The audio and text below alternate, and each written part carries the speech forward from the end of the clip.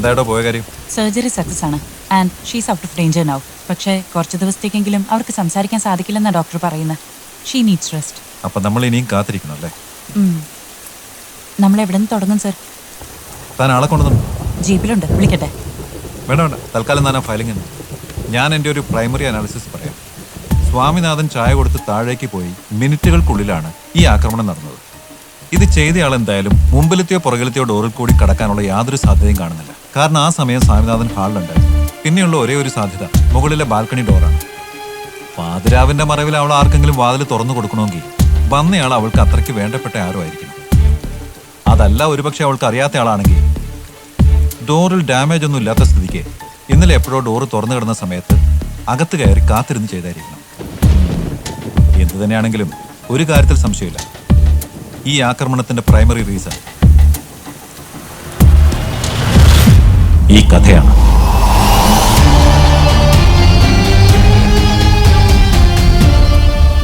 ഈ കഥ എഴുതി തുടങ്ങിയ പിന്നെ അവളെ മുൻപൊന്നും കാണാത്ത വിധം ടെൻഷനായി കാണാൻ തുടങ്ങിയെന്ന് സ്വാമിനാഥൻ പറഞ്ഞേ. അത്രമാത്രം ടെൻഷൻ അടിക്കാൻ ഈ കഥയിൽ എന്താ ഉള്ളത്? എനിക്ക് മനസ്സിലാവുന്നില്ല. ഈ കഥയും ഈ ആക്രമണവും തമ്മിൽ എന്തൊക്കെയോ ബന്ധമുണ്ടെന്ന് എൻ്റെ മനസ്സ് പറയുന്നു. സോ ആൻസറിങ് യുവർ ക്വസ്റ്റ്യൻ, നമുക്ക് ഇതിൽ നിന്ന് തുടങ്ങാം. ഈ കഥയിലൂടെയും കഥാപാത്രങ്ങളിലൂടെയും നമുക്കും ഒന്ന് പോയി നോക്കാം. താൻ ചിരിക്കണ്ടോ? ഞാൻ പറയാറില്ലേ, എൻ്റെ എല്ലാ കേസന്വേഷണവും ഈ പള്ളിമേടയിൽ നിന്ന് ആരംഭിക്കാറുള്ളൂ എന്ന്. അതെൻ്റെ ഒരു വിശ്വാസമാണ്. അതുമാത്രമല്ല, this story is based on real incidence. നമുക്കും ആ റിയൽ സ്റ്റോറിയിലേക്ക് ഒന്ന് പോയിട്ട് വരാം. I hope we will definitely get a break through.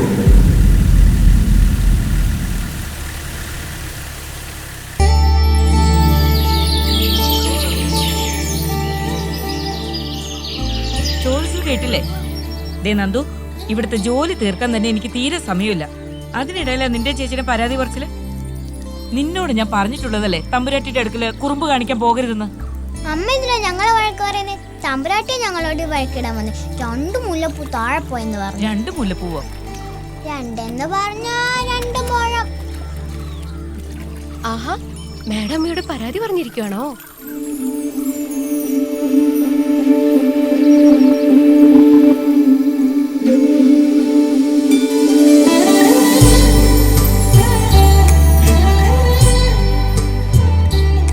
നോക്കിക്കോ, ഇനി തമ്പുരാട്ടി എന്നോട് എത്ര മിണ്ടിയാലും ഞാൻ ഒരിക്കലും മിണ്ടാൻ വരില്ല. ഓ പിന്നെ, നീ മിണ്ടിയില്ലെങ്കിൽ എനിക്ക് പ്രശ്നമൊന്നുമില്ല.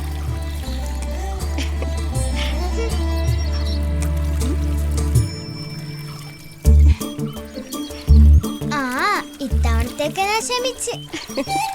താങ്ക് യു കാർണികി. അല്ല ദൈവമേ, മറ്റേ ആളെവിടെ? അവള് മുറ്റത്ത് കളിക്കുവാ. മുല്ലപ്പൂ താഴെ പോയെന്നും പറഞ്ഞ് ആകെ വിഷമിച്ചിട്ടാള്. നാളെ സ്കൂള് തുറക്കുമല്ലേ, അവരുടെ അച്ഛൻ കൂട്ടിക്കൊണ്ടുപോകാൻ വരുന്നുണ്ട്. ശരി, ഞാൻ അങ്ങോട്ട് ചെല്ലട്ടെ, ക്ലാസ്സിന് പോകാൻ ലേറ്റായി.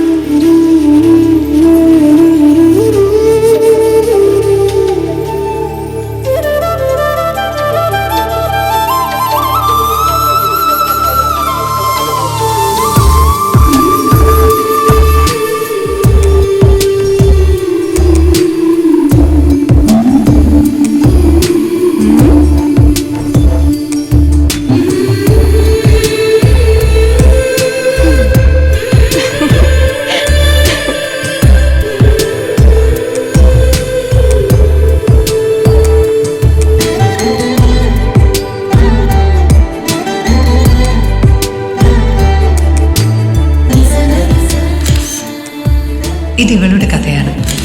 പൂവരശ മനയിൽ ജീവിച്ചിരുന്ന ഒരു പാവ പെൺകുട്ടിയുടെ കഥ, കർണികയുടെ കഥ.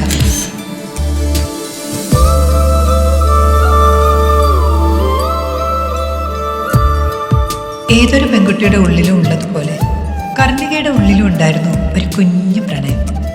ഈ നൃത്യത ആർട്ട് സ്കൂളിൽ അവൾ മുടങ്ങാതെ വരുന്നതിൻ്റെ മറ്റൊരു കാരണവും അതാണ്. അവനെ കാണാൻ മറ്റാരെക്കാളും മറ്റെന്തിനേക്കാളും അവൾ ഇഷ്ടപ്പെടുന്ന അവളുടെ സ്വന്തം ഗന്ധർവനെ കാണാൻ. ഡി, ഇപ്രാവശ്യത്തെ കാർത്തിക വിളക്കിന് ഞാൻ ഉണ്ടാവില്ല കേട്ടോ. നാട് വരെ ഒന്ന് പോണം. അയ്യോ അതെയോ? ഞാൻ പറഞ്ഞില്ലേ ചേട്ടത്തി സ്കൂൾ തുടങ്ങുന്ന കാര്യം. ഞാനും ചെന്നൈ പറ്റുള്ളൂ എന്നാ പറയുന്നത്.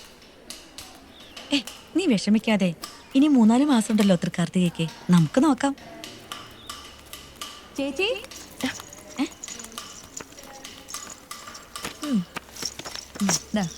ദേ പോസ്റ്റ്മാൻ കർണിക ചേച്ചിക്ക് ഇന്നും കത്ത് വെച്ചിട്ടുണ്ട്. എന്റെ അമ്മോ എന്താ സാഹിത്യം. ഞാൻ അറിയാതെ ഒന്ന് വായിച്ചു പോയി. ആർദ്ര ചേച്ചി ഒന്ന് വായിച്ചു നോക്ക്. ശിവരഞ്ജിനി, ആ അപ്പൊ ശരി. ഇങ്ങതാ നോക്കട്ടെ.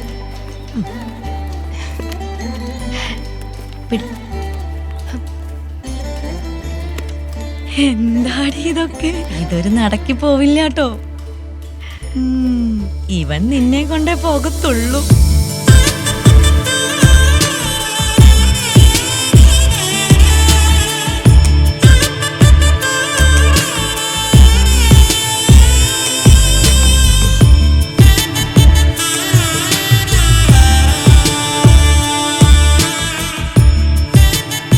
കർണികയുടെയും നന്ദന്റെയും പ്രണയം അങ്ങനെ 4 മാസങ്ങൾ കടന്നുപോയി. മോളെ, എത്ര നേരമായി ഏട്ടൻ താഴത്ത് കാത്തിരിക്കുന്നു? പെട്ടെന്ന് ഇറങ്ങാൻ നോക്ക. അമ്പലത്തിൽ പോകണ്ടേ? അവനാകെ ദേഷ്യത്തില. നല്ലൊരു ദിവസമായിട്ട് ഏട്ടന്റെ വായിലിരിക്കുന്ന കേൾക്കാന്ന് കണ്ട. വാ. അല്ലേലും എന്ന് ഏട്ടൻ എന്നോട് നന്നായിട്ട് സംസാരിച്ചിട്ടുള്ള. അതൊക്കെ പോട്ടെ, മോള് വാ. വാസുട്ടും പോയിക്കോ, ഞാൻ വന്നേക്കാം. വേഗം വാ.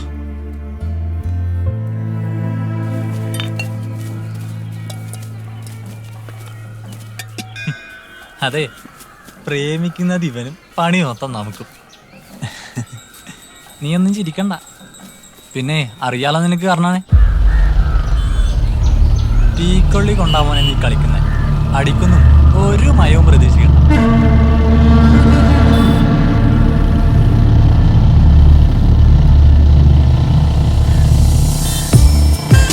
തങ്ങളുടെ ജീവിതത്തിലെ ഏറ്റവും സന്തോഷം നിറഞ്ഞ നിമിഷങ്ങളിൽ കൂടിയായിരുന്നു കർണികയും നന്ദനും കടന്നുപോയിക്കൊണ്ടിരുന്നത്. നാളെ വൃശ്ചിക മാസത്തിലെ തൃക്കാർത്തികയാണ്, നമ്മുടെ കർണികയുടെ പിറന്നാൾ. കർണികേ, നീ ഈ ഭൂമിയിൽ ഏറ്റവും കൂടുതൽ ആഗ്രഹിക്കുന്നത് എന്താ? എന്നെയാണെന്ന് എനിക്കറിയാം, പക്ഷെ എന്നെ അല്ലാതെ. എനിക്കങ്ങനെ പ്രത്യേകിച്ച് ആഗ്രഹങ്ങളൊന്നുമില്ല നന്ദ. എൻ്റെ ഏറ്റവും വലിയ ആഗ്രഹം എന്താണെന്നറിയോ? ഞങ്ങളുടെ മനയിൽ വരാനുള്ള ആഗ്രഹമല്ലേ, അത് മാത്രം നടക്കില്ല. എനിക്ക് പേടിയാ. ഓ, ഞങ്ങളെപ്പോലുള്ള പാവങ്ങളൊന്നും അങ്ങോട്ട് കയറാൻ പാടില്ലായിരിക്കും അല്ലേ? ആ, അത് വിട്. തണുന്നെഴുന്നേക്ക്. അത് വിടടോ, തണുന്നെഴുന്നേക്ക്. എന്തിനാ? ഗിഫ്റ്റ് വേണ്ടേ? കണ്ണടച്ച കയ്യിൽ നീട്ടിയേ.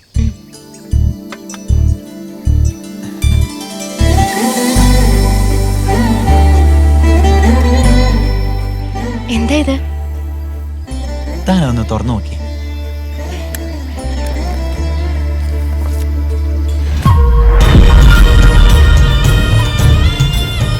നിനക്കിത് എവിടുന്ന് കിട്ടി?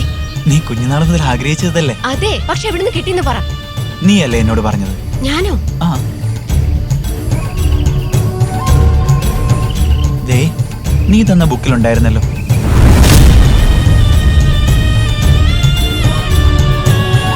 അങ്ങനെ ഒരു ദിവസം വലിയ മുത്തശ്ശൻ വെച്ച് ആരാധിച്ചുകൊണ്ടിരുന്ന ആ വിഗ്രഹം മരച്ചുകൊണ്ടിൽ നിന്നും നഷ്ടപ്പെട്ടു.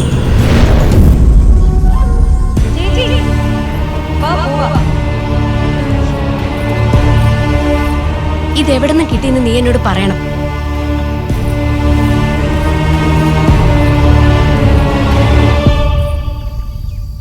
ഞാൻ നിന്നെ മനയിലേക്ക് കൊണ്ടുപോട്ടെ?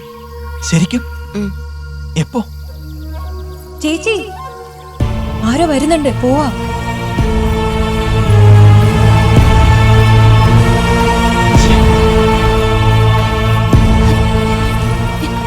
ശിവ, ഇത് കയ്യിൽ വെക്കോ, ഡാൻസ് ക്ലാസ്സിന് വരുമ്പോ വാങ്ങാം.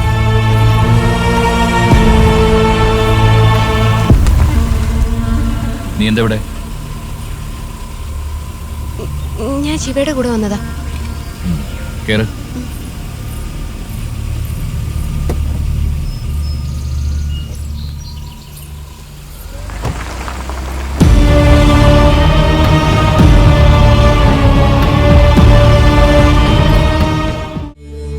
എല്ലാ സന്തോഷങ്ങൾക്കും ഒരു അവസാനം ഉണ്ടല്ലോ, പ്രത്യേകിച്ച് പ്രണയത്തിൻ്റെ കാര്യത്തിൽ.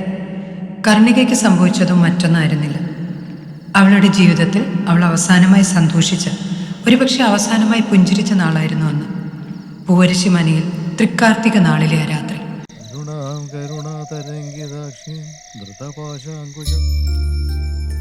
ഇതൊക്കെ കാണുമ്പോ ഇപ്പൊ തോന്നോ ഞാൻ നിനക്കന്ന് ഗിഫ്റ്റ് തീരെ കുറഞ്ഞു പോയല്ലേ?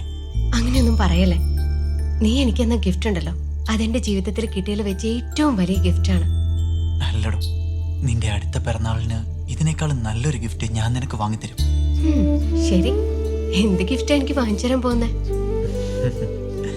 അത് പിന്നെ പൂവരച്ചു മനയിലെ ഈ തമ്പ്രാട്ടിക്കുട്ടിക്ക് സ്വർണ്ണനൂലിൽ കൊടുത്തൊരു മരതകമാല പണിയിക്കിഞ്ഞ്, എന്നിട്ട് ഇതുപോലൊരു പിറന്നാൾ ദിവസം നിന്റെ ഈ കഴുത്തിൽ ചാർത്തിഞ്ഞ് ഇതിലും വിലപിടിപ്പുള്ളൊരു മാല.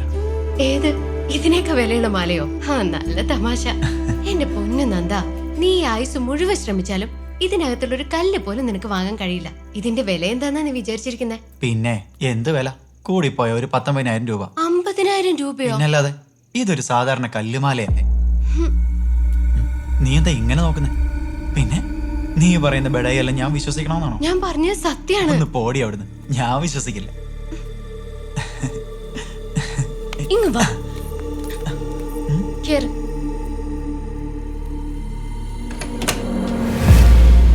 എങ്ങോട്ട് കയറാൻ? ഈ അലമാരയിലേക്കോ? നിനക്ക് എന്താടി? നീ എന്താ ഇങ്ങനെ നോക്കുന്നേ?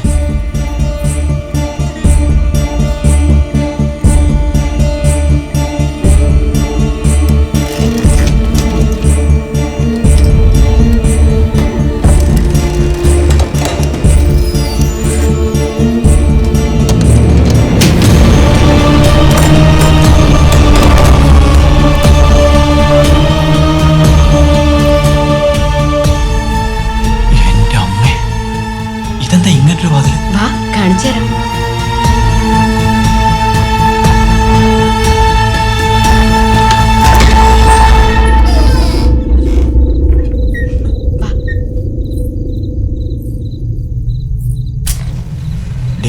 നീ എങ്ങോട്ട് എന്നെ കൊണ്ടുവന്നേ? പേടിക്കണ്ട, എന്തായാലും നിന്നെ കൊല്ലാനല്ല. ആ, അതുപോലെ ആ നാഗശില്പം എനിക്ക് കിട്ടിയ സ്ഥലം ഞാൻ പറഞ്ഞിട്ട് നീ പിന്നെ അതിനെപ്പറ്റി ഒന്നും ചോദിച്ചില്ലല്ലോ. നിനക്ക് ആ പുള്ളി അറിയോ? എനിക്കറിയില്ല. വെറുതെ എല്ലാ ആളുകൾ പറയുന്നേ ഈ പൂവരശുമന ഒരു നിഗൂഢ മനയാണെന്ന്. ഈ മര കണ്ടിട്ട് നീ ഇങ്ങനെ പറയുകയാണെങ്കിൽ ഞങ്ങളുടെ കിള്ളിക്കുറിശി മര കണ്ട നീ എന്ത് പറയും? ആ നാഗശില്പം എന്ത്? ഇനി ഒരു അക്ഷരം മിണ്ടരുത്. ഒന്നും മിണ്ടാതെ വേണം എന്റെ കൂടെ നടക്കാൻ.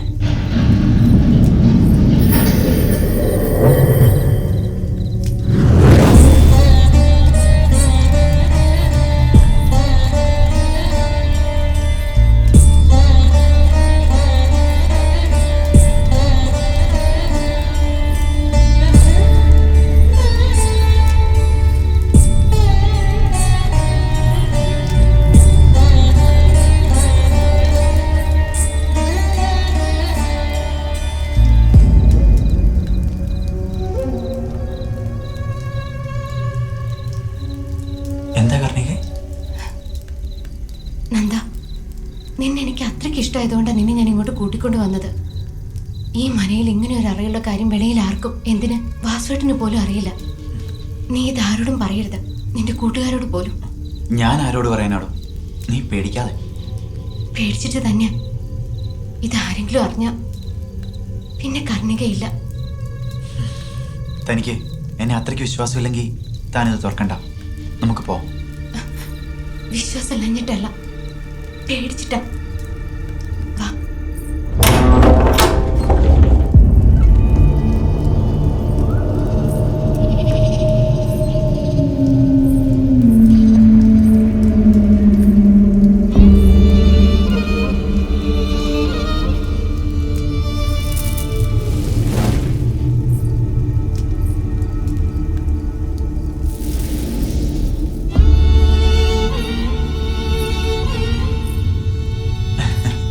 എന്തൊക്കെയാടി ഇതൊക്കെ?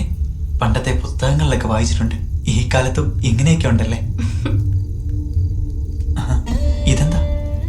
അതിലെന്താണെന്നൊന്ന് തുറന്നു നോക്കി.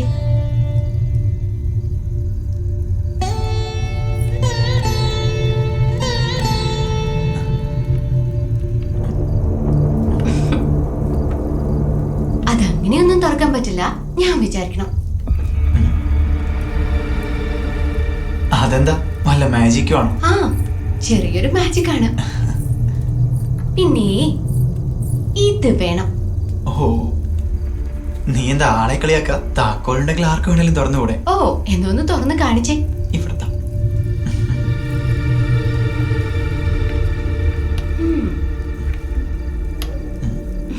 എന്തേ പറ്റുന്നില്ലേ? അത് പിന്നെ താ ഞാൻ തുറക്കാം. ദാ.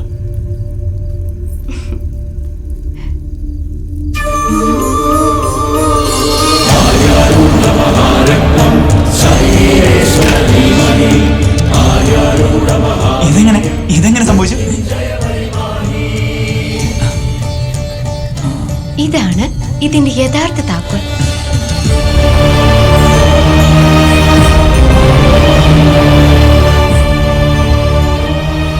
കേൾക്കുമ്പോ അന്ധവിശ്വാസമായിട്ടൊക്കെ തോന്നായിരിക്കും. പക്ഷെ ഈ മോതിരത്തിന്റെ സാന്നിധ്യമില്ലാതെ ഈ പെട്ടി തുറക്കാൻ കഴിയില്ല. അതിന് മാത്രം സൂക്ഷിക്കാൻ എന്താ ഈ പെട്ടിയില്? തുറന്നു നോക്ക.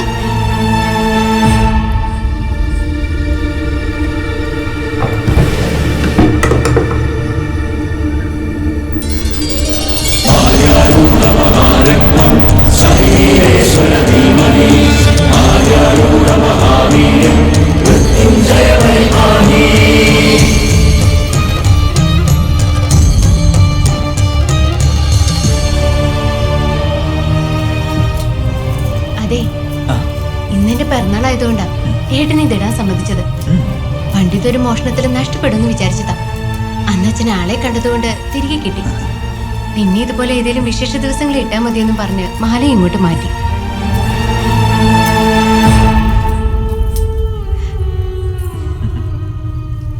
ഇപ്പൊ എന്ത് പറയുന്നു? ഇത് 50,000 രൂപയ്ക്കേ ഉള്ളൂ എന്ന് തോന്നുന്നുണ്ടോ? എടി, എന്ത് രത്നങ്ങളായത്? നീ ആര്യരൂടെന്ന് കേട്ടിട്ടുണ്ടോ? ഇല്ല. പരമ്പരാഗതമായി ഈ മനയിൽ സൂക്ഷിക്കുന്ന ഒരു കുഞ്ഞു നിധിയാണിത്. ഈ നിധിയെ പറ്റി എന്റെ മുത്തശ്ശൻ എന്നോട് ചെറുപ്പത്തിൽ പറഞ്ഞു തന്നൊരു കഥയുണ്ട്.